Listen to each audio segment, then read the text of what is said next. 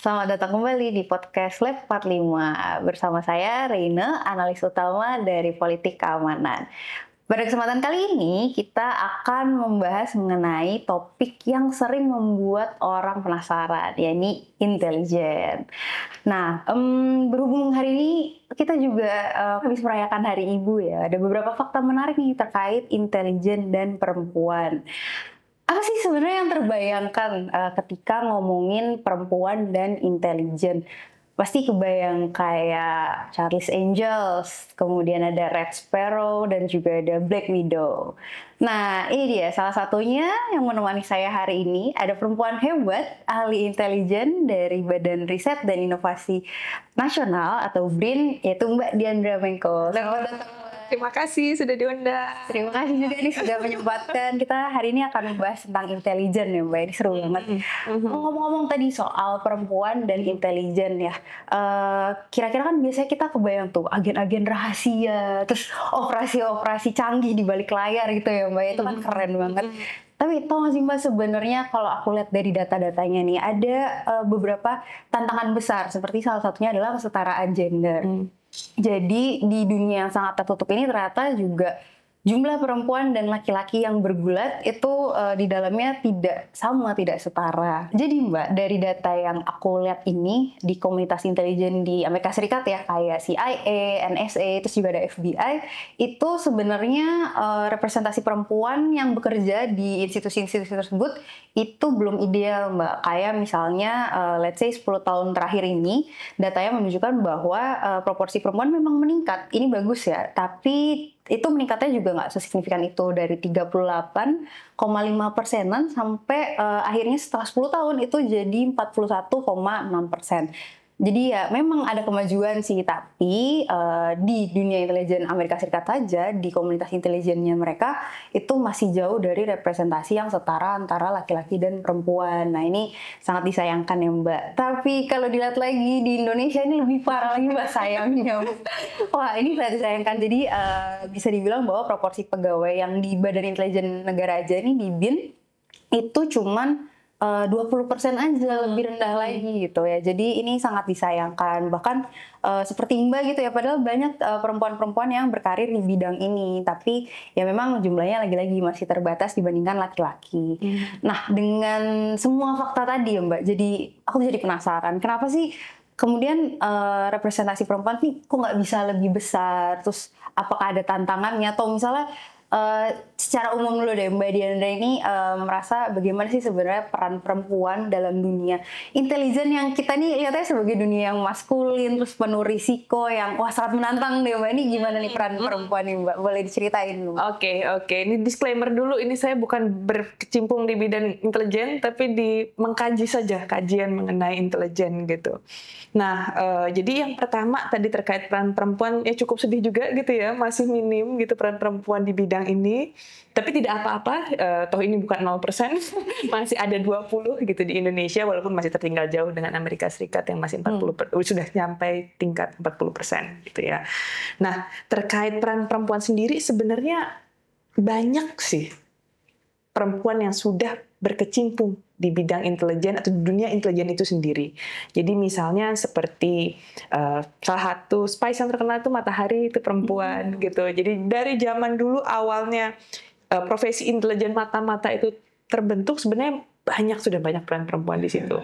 Nah, memang mungkin jumlahnya secara formal sekarang belum terlalu setara dengan laki-laki, tapi saya yakin memang di dalam waktu ke depan juga akan meningkat secara berkala. Karena kenapa sih? Intelijen itu kan sebenarnya bekerja untuk mendapatkan informasi dan menyampaikan informasi itu kepada usernya atau penggunanya, yang biasanya yang pengguna akhirnya adalah presiden atau kepala negara. Jadi dalam konteks itu saya kira perempuan dan laki-laki memiliki peluang yang sama sebenarnya untuk melakukan pekerjaan-pekerjaan itu. Nah, tetapi di luar intelijen itu sendiri juga ada kok peran-peran perempuan di bidang intelijen yang terkait. Misalnya menjadi aktor-aktor pengawas intelijen. Ini juga kadang kurang diperhatikan gitu ya. Nah, aktor pengawas intelijen ini ada banyak. Jadi ada juga salah satunya di DPR misalnya, jadi menjadi legislator, mengawasi intel, itu juga bagian dari peran perempuan gitu. Kemudian juga ada jadi misalnya publik, kita akademisi, masyarakat sipil, itu banyak juga kok peran perempuan. Salah satu yang saya akademisi favorit saya gitu ya, ada di Amerika Serikat, itu namanya Amy Zegart. Beliau itu adalah anak bimbingannya Condoleezza Rice. Ya, itu beliau juga banyak sekali menulis soal intelijen. Jadi saya kira kalau ditanya ke depan bagaimana sih peran perempuan, tentu masih banyak peluang untuk peran perempuan lebih jauh lagi berkecimpung di bidang intelijen ataupun yang terkait dengan bidang intelijen ini. Itu keren banget Mbak, tapi aku boleh mundur sedikit. Tadi Mbak sempat nyebutin tentang pengawasan intelijen nih Mbak. Nah ini kan ramai banget kemarin ya. Iya, baru dilantik kan ya. Baru banget kayak berapa minggu yang lalu gitu ya.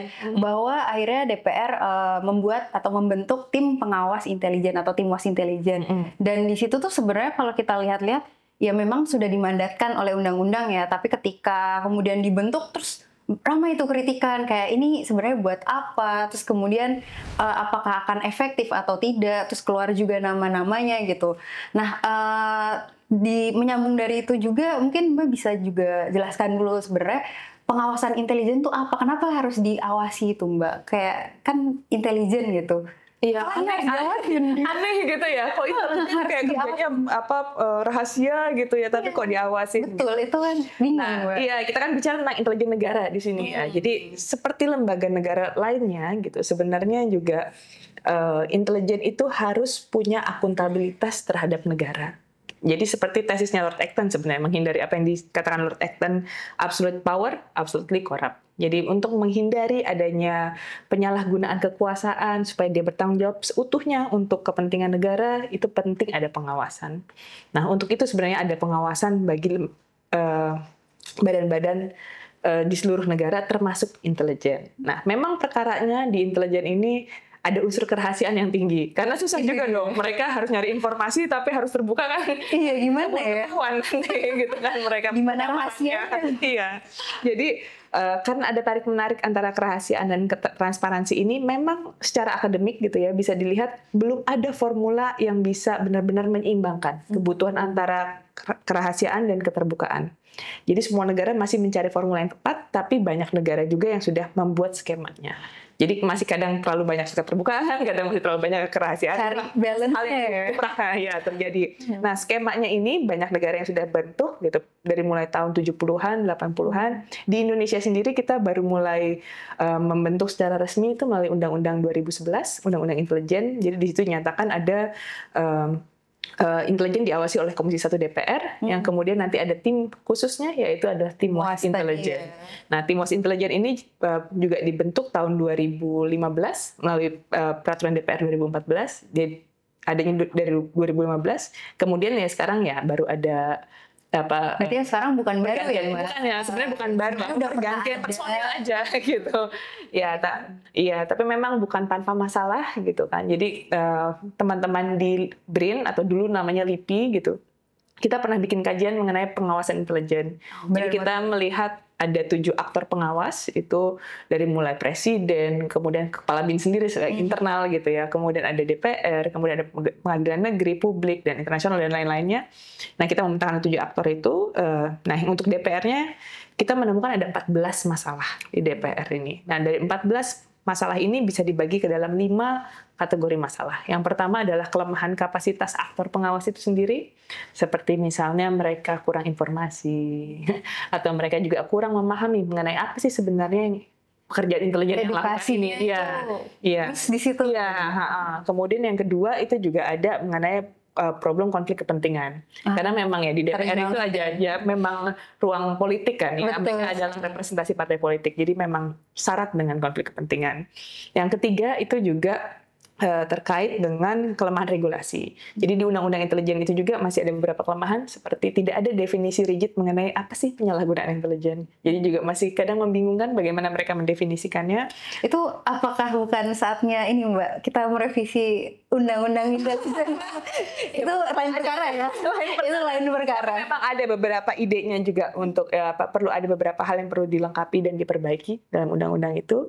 Kemudian yang keempat itu ada problem mengenai kompleksitas ancaman. Jadi ancaman hari ini kan, kalau dulu kita hanya perang saja kan gitu ancamannya. Kalau hari ini kan jenis ancaman ada macam-macam kan. Ada yang traditional threat, non-traditional threat, dan ada yang hybrid juga. Jadi dengan semakinnya kompleks ancaman ini, bagaimana kemudian menilai pekerjaan intelijen itu juga semakin merumitkan pengawasan, kerja-kerja pengawasan. Betul. Kemudian yang kelima juga problem transparansi. Kembali lagi tadi ya. Iya, itu terkait dengan kebiasaan di Komisi 1 juga untuk menutup semua rapat-rapat. Iya, betul. Gitu. Susah banget ya Mbak untuk nyari. Untuk publik untuk mencari tahu. Iya, tapi saya harap sih memang kedepannya akan ada deklasifikasi informasi. Jadi suatu saat publik akan tahu. Dan jadi paling cepat kita baru bisa dapat informasi deklasifikasi intelijen itu 2036. Nah, sekarang aja kita udah tahu belum bayar tahun. Nunggu dulu ya 25 tahun setelah UU 2011 tadi. Ya, jadi 2036. Paling cepat 2036. Masih lama ya. Cukup lama. Oke, Mbak. Tadi balik lagi berarti permasalahannya itu memang banyak ya, nggak cuma di DPR. Tadi kan Mbak bilang ada juga dari presidennya sendiri, terus kemudian ada lembaga independen negara lainnya, ada internasional juga, pengadilan negeri, internal, dan di publiknya itu sendiri juga ada masalah. Jadi ini memang pernah dibahas dari BRIN ya sebelumnya. Iya, kajian 2021. Ya. Oke Mbak, kalau seperti itu. Nah, kemudian kira-kira Mbak optimis nggak sih ini bisa diselesaikan dengan adanya tim WAS ke depan atau seperti apa nih Mbak? Iya, perjalanannya masih panjang sih karena banyak sekali beberapa skema yang perlu diperbaiki gitu, dan tidak hanya terkait dengan skema sistemnya pengawasannya, tetapi juga kapasitas di para aktor pengawasnya ini sendiri. Jadi ya memang butuh waktu agak lama gitu, karena juga sekolah mengenai intelijen itu tidak banyak. Dulu ada di salah satu universitas di Jakarta ini yang punya kajiannya, tapi sekarang ditutup juga. Apa digabungkan lah, bukan diperjar, bukan ditutup ya. Nah itu jadi semakin sedikit sebenarnya channel-channel untuk mendidik masyarakat untuk paham gitu ya, apa yang benar-benar apa sih yang sebenarnya dilakukan oleh lembaga yang telik sandi ini gitu. Lembaga telik sandi. Iya, tapi kita harus tetap optimis lah ya Mbak. Oh iya, optimis ya. Iya. Kita lebih optimis nih. Kita harus ingat lagi sebenarnya banyak kok pakar-pakar yang memang sudah di sana. Apalagi kalau kita tarik sedikit ya Mbak, tadi kan kita ngomongin soal perempuan, terus kemudian seperti ini kan kalau bagi saya sudah mengenal beberapa pakar-pakar perempuan yang memang menggeluti intelijen gitu. Mungkin Mbak bisa share lagi sebenarnya siapa aja sih yang bisa kita jadikan jadi panutan lah ya kira-kira untuk menyemangati bahwa nggak cuman secara umum kita bisa melakukan pengawasan intelijen atau mendalami intelijen itu sendiri, tapi bagi para perempuan-perempuan ini jangan takut untuk masuk ke dunia yang bisa dikatakan tadi ya maskulin dan tertutup sekali. Iya, kadang suka ada kesan bahwa dunia intelijen atau secara umum mungkin dunia pertahanan dan keamanan itu sangat maskulin, laki-laki semua. Mengerikan ya Mbak, kayaknya. Mengerikan ya, dirimu dan aku juga tahu gitu ya, apa banyak sekali pandangan begitu, tapi sebenarnya enggak juga. Maksudnya kalau dilihat ke dalam, sebenarnya sudah banyak juga perempuan-perempuan yang berkecimpung baik di dunia intelijen ataupun di dunia Hankam gitu kan. Contohnya di Indonesia misalnya, di dunia intelijen itu banyak loh akademisi perempuan yang pernah gitu kan.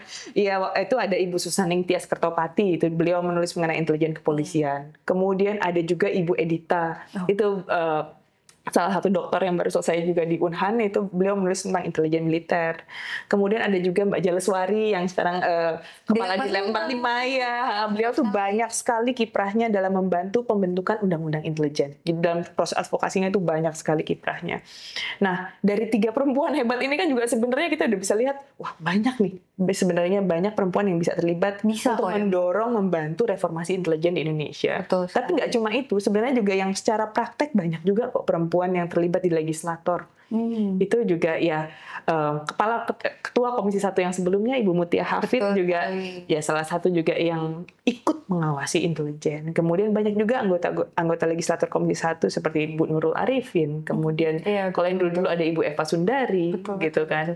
Jadi banyak kok sebenarnya perempuan-perempuan yang sudah berkecimpung, walaupun memang jumlahnya kalau kita bandingkan dengan laki-laki masih belum setara, balik lagi ke depan. Tidak setara itu tadi. Cuman tidak menutup kemungkinan sebenarnya ini bukan dunia yang eksklusif saja untuk para laki-laki di luar sana. Kita buktikan perempuan juga bisa ya. Bisa dong, harus bisa untuk mendalami dunia-dunia seperti pertahanan tadi, terus kemudian intelijen pada umumnya.